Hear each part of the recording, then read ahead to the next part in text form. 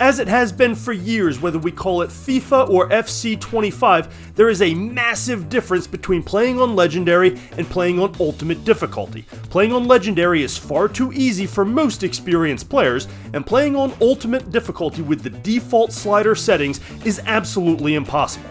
Now, for the first time, EA has admitted that their gameplay is unrealistic and actually included some simulation settings, which are a step in the right direction but still need a ton of work. So for the 4th year in a row, we present our realistic sliders for Ultimate difficulty that can give you the gameplay you want, give you an actual chance to compete on the hardest level of the game, and create a version of the game that actually resembles what we watch on TV every weekend.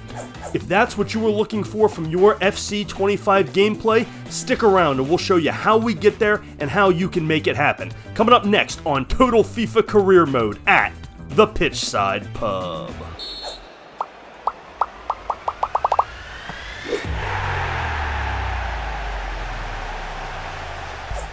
Welcome back to Total FIFA Career Mode, part of the Pitchside Pub content network here on YouTube. We do our Pints and Punditry commentary videos that talk about the actual gameplay on the field. We do our Soccer Wonder Kids videos that are profiles on young up-and-coming players. And we have our Total FIFA Career Mode content. We will be doing a career again this year. That'll be coming out shortly. But before we do that, we have to fix the game. Because while I love playing FIFA, and it is a lot of fun, and it's meant to be fun, it is an inherently flawed game. It has been for a decade. It is now that it's called FC25. I will still call it FIFA because that's just a thing I do, and we have to fix the sliders to make it a more realistic style game if that is what you want. If that's not what you're going for, if you're not looking for realistic and you like the arcade style version, then these sliders probably aren't for you. But if you'd like to play on Ultimate difficulty, which is inherently impossible to play on the standard settings, and Legendary is too easy for you, which is where I find myself. I can dominate on Legendary,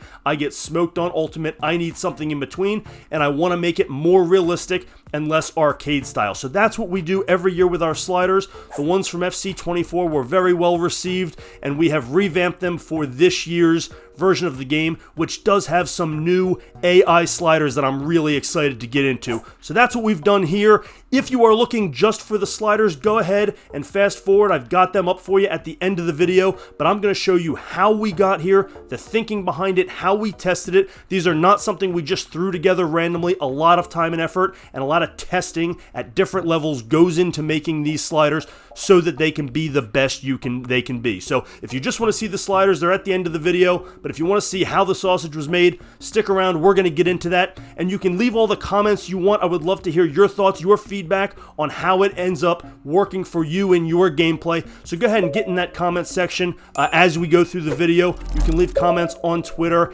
at PitchsidePub. Please subscribe to the channel, help support the work we're doing here so we can keep making these year after year. Hit that subscribe button for me down below, and you can check out our website, pitchsidepub.com. Let's dive into these sliders and how we made them for FC25. So before we get into the sliders themselves, and again, you can fast forward if you just want to see the end results, but I want to show how we made them, because again, this is not just sort of random assignments or adding and subtracting. This is hours and hours of gameplay, hundreds of hours of gameplay that I've tested this at all levels, at various levels of play. Always on Ultimate difficulty, but various levels of teams, from Premier League teams to Scottish League teams to Serie A to La Liga, lower levels across the board, so that we can test these out properly and make sure they work at all levels. When testing, we always have to make sure we are using similarly rated teams that have the same overall rating or are within a point of one another in the overall team ratings.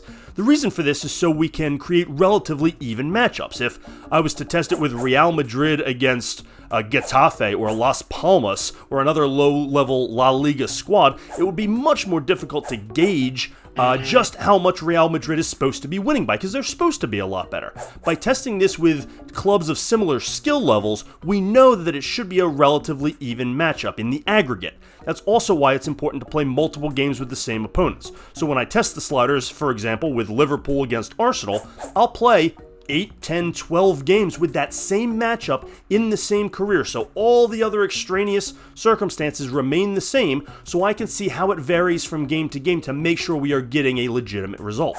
It's also very important to test these actually in career mode. The game does not let you put it on ultimate difficulty in exhibition matches, and I found that the sliders act differently in a career than they do in exhibitions anyway, so I want to make sure that I'm testing them in the same environment in which they are meant to be used. So to test these sliders, I created about a dozen different careers. I simulated through the calendar to get to the matchup I wanted with the team I ended up controlling and the team I need them to play, and then I played a dozen or so games within that career, making slight adjustments along the way to adjust for the gameplay and the responsiveness that I'm seeing on the screen and on my controller. And then we've adjusted it from there as I play each different level and each different matchup to get the end result.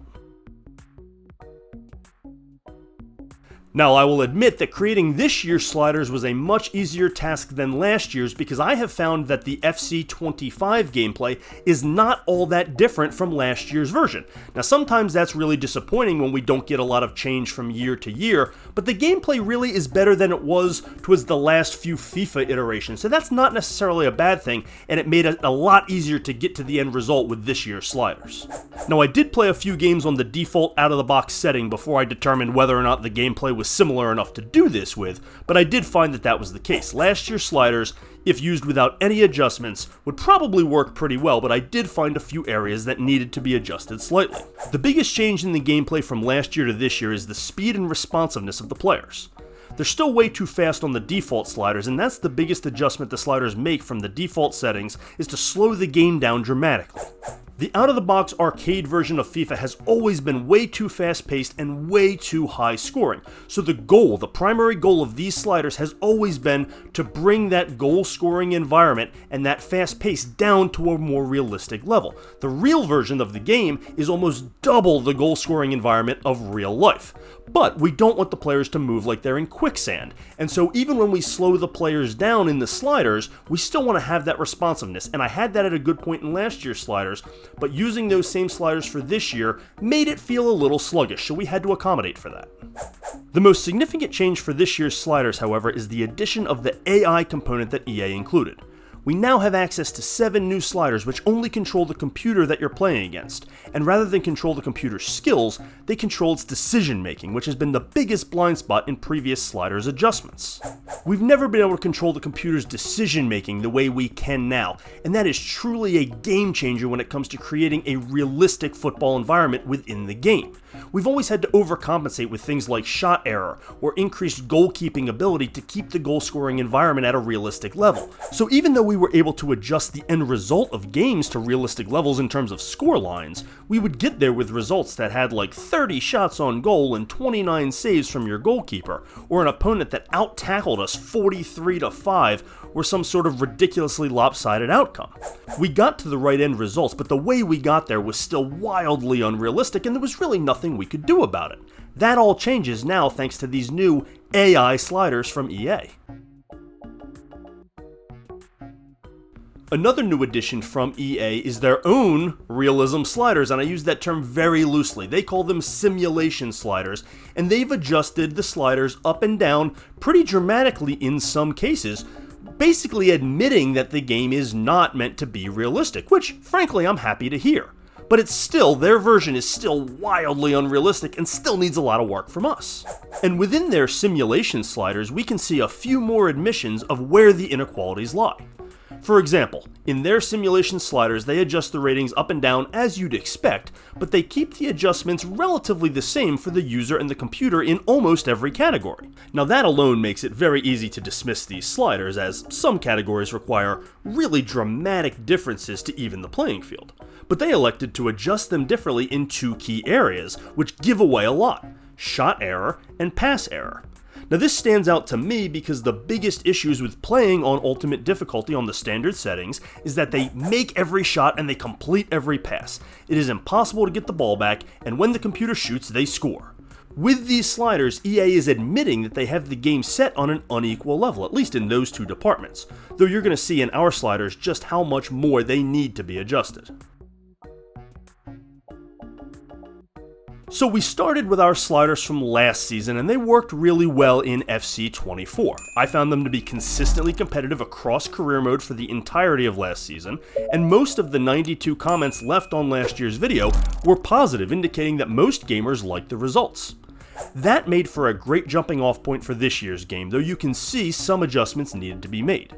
The game is never the same from year to year, so there's always some tinkering to be done. For example, as we pointed out earlier, the player speed felt slower this year, so we had to increase that slightly, though we kept the difference between the user and computer speed the same. This is done because when on an even setting, the computer players are still always faster even when they have the ball. The same goes for acceleration, so we've had to compensate for both. Now you can see that the biggest difference between the user and the computer sliders is in those areas that EA admitted inequality: shot error and pass error. Now it's nice that EA gives us a few points of adjustment, but we've taken that much further in both categories. Even with their adjustments, the computer still passes far too successfully and makes every shot. We've adjusted these significantly, though they remain on par with last year's sliders, with only the user pass error and shot error needing to come down slightly.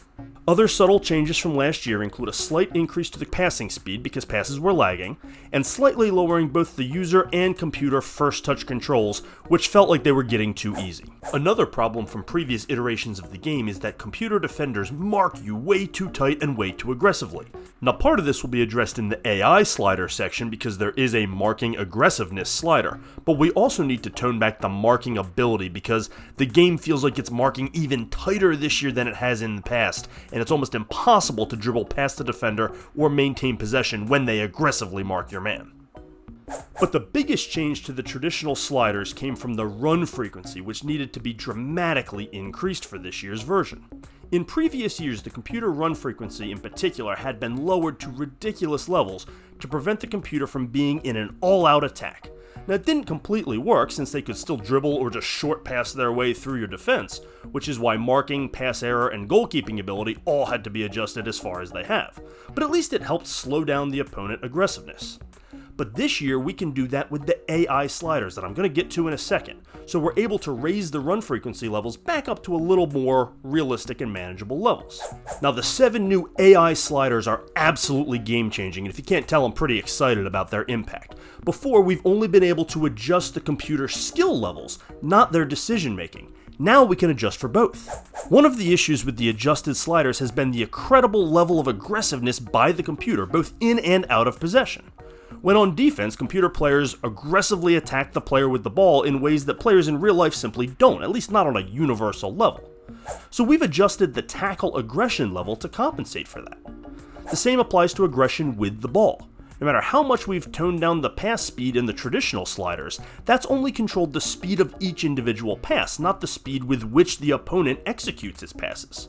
So in previous years, the computer would still one-touch pass the user to death, and the only hope was that eventually one of the passes would go awry or be slow enough to intercept thanks to our adjusted sliders. Now EA has given us 2 AI sliders to slow our opponents down: the AI build-up speed and the AI first touch frequency. You can see that we've dropped both of them down substantially. Now the aggressiveness with which an opponent gets out on their front foot will still vary based on opponent coach and their tactics, but for the first time we're seeing the computer build possession in a realistic way that actually looks like professional football, not an arcade game. This is probably the biggest and most effective change in this or any of the slider adjustments we've done over the years, and you're going to see how it affects your gameplay. Now we're not done. We also had to adjust the shot frequency for the computer so that they're not just firing off shots anytime they feel like. In previous years, we've controlled the scoring environment by raising the goalkeeper ability and raising the shot error levels for both the user and the computer, but we would still allow 20 or 30 shots a game. The score ended up realistic, but the shots on goal and the XG for the computer were usually off the charts, but it was the best we could do. Until now. Lowering the shot frequency level means the computer players will actually pick and choose their spots to fire off a shot. You know, sorta like real life. Now in addition to this, we've also slightly lowered the frequency with which opponents send crosses into the box, though I didn't find this one to be particularly impactful. But finally, we've addressed the computer's dribbling, which is yet another really impactful area that we are typically having trouble with. This has been one of my biggest issues with FIFA dating back to when it was actually FIFA. It was virtually impossible to keep a computer dribbler in front of you if they really wanted to get by you. The combination of ball control and skill moves usually sent your player diving in for a tackle, missing, and then the computer offensive player driving past you with an open look on goal. But not anymore. We've lowered the dribble frequency slightly so they still use the dribble, but in a more realistic manner. We've also lowered the skill moves substantially. Skill moves are fun, but outside of basic feints, they're not used in real life with nearly the frequency in which they appear in video games.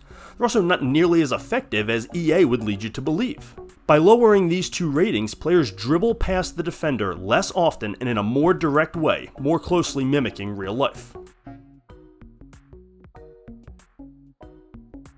So as promised, here are the final sliders, and I would encourage you to copy them down and tinker where you see fit. Obviously, these were designed based on my gameplay. I am the test subject here, so there's going to be some things about the way I play the game that may be different from the way you play it. So feel free to adjust these as you see fit, but they should give you a good jumping off point to create a more realistic environment within the game and still be able to play on ultimate difficulty.